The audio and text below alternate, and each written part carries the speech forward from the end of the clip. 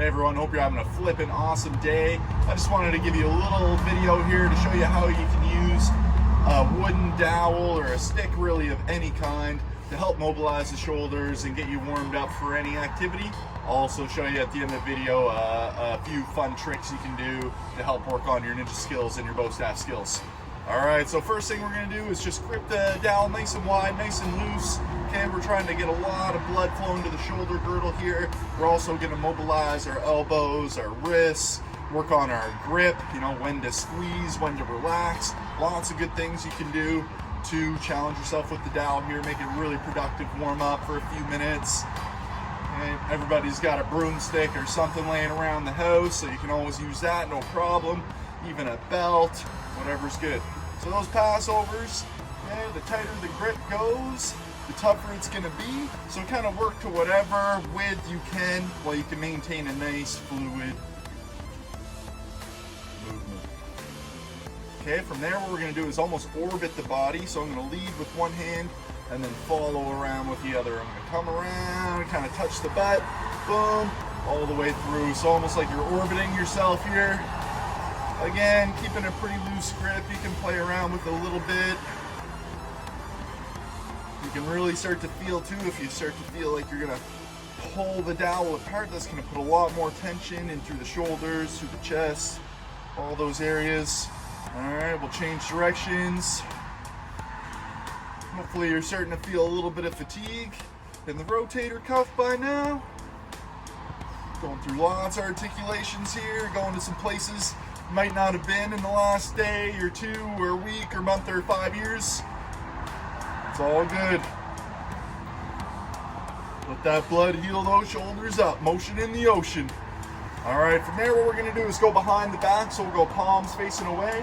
And we're gonna do just some big shoulder extensions here. So I'm gonna retract my shoulder blades, puff out my chest a little bit, and really lift up nice and high, pretty much as high as you can get. Hold for a second. We'll go through, say 5, 6, however many you need, really. Making sure that you don't dump forward and really just cheat the whole body into it. Try and maintain that posture and really get a nice, honest representation of what those shoulders are doing. Same thing, palms facing you. Pull the shoulder blades together, retract, and extend.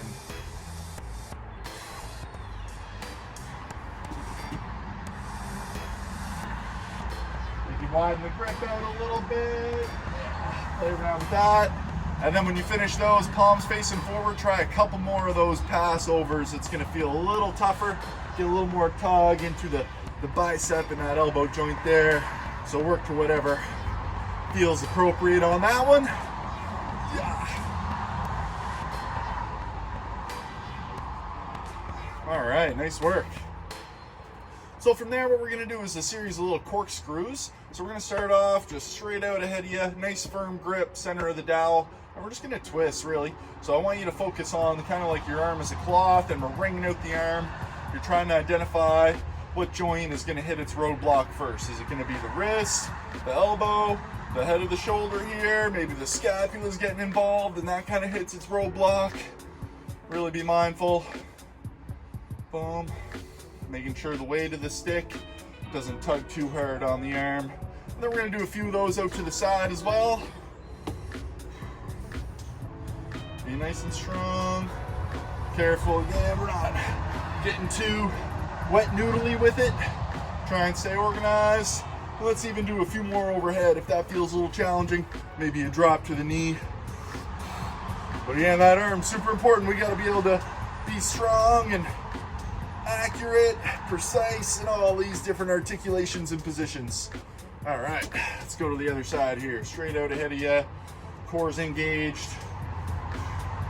Being mindful, left to right. So I'm feeling a little more stress around the elbow and through the forearm on this left side, but the shoulder feels a lot looser, not as much of a roadblock as it was on the right. So different areas, taking some different stresses through the day, no problem. Just something to note for yourself. Move to the side, same deal. So that shoulder has kind of, most mobility of any joint really, so therefore the least stability.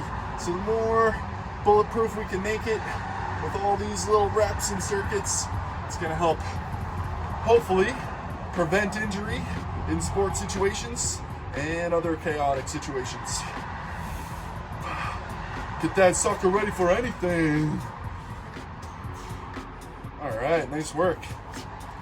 And then if we want to challenge the elbow and radial ulnar rotation a little bit more, we can pin that elbow in against the side of the body here. And I'm just gonna go for a nice arc. Boom, letting the weight of the dowel just be the intensity. So a good progression here would be to ramp up to maybe a baseball bat or a broom with the head on the end of it, or a sledgehammer, something that's gonna pull a little bit more on the arm. So maybe you pump out 5 or 6 of those per side. And again, making sure it's not the shoulder doing the work, so I don't want that elbow to sail up. Okay, really focus on getting that rotation through that elbow joint. So if I'm playing any racket sports, hockey, baseball, that grip and that elbow, again, takes a lot of abuse. So we want to make sure we're bulletproofing those joints. All right, same idea, little forearm wrist drill. Just holding straight out in front of you. We're just doing a nice little curl. Boom, boom. You can absorb a little impact off the floor. Going for about 10 of those. If you're in your parents' kitchen though, careful you're not bringing the house down here, you know?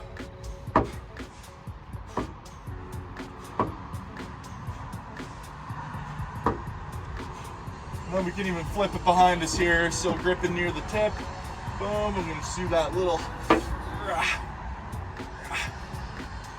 really squeezing into the elbow, feeling the tricep a little bit.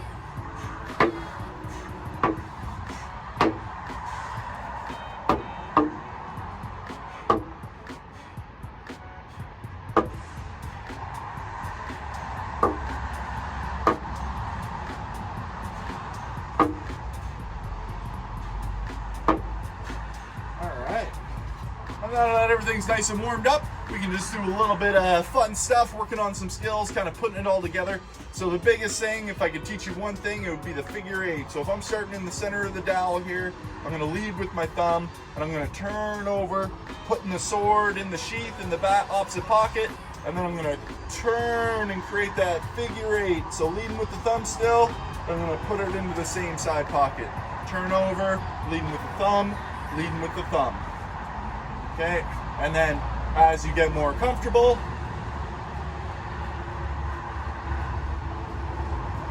you can really start to speed that up. Opposite thing would be the same figure 8 technique, but we're just going to lead with the pinky. So you're just doing a reverse figure 8. Leading with the pinky, leading with the pinky, leading with the pinky, leading with the pinky. And again, more you practice, more comfortable you get.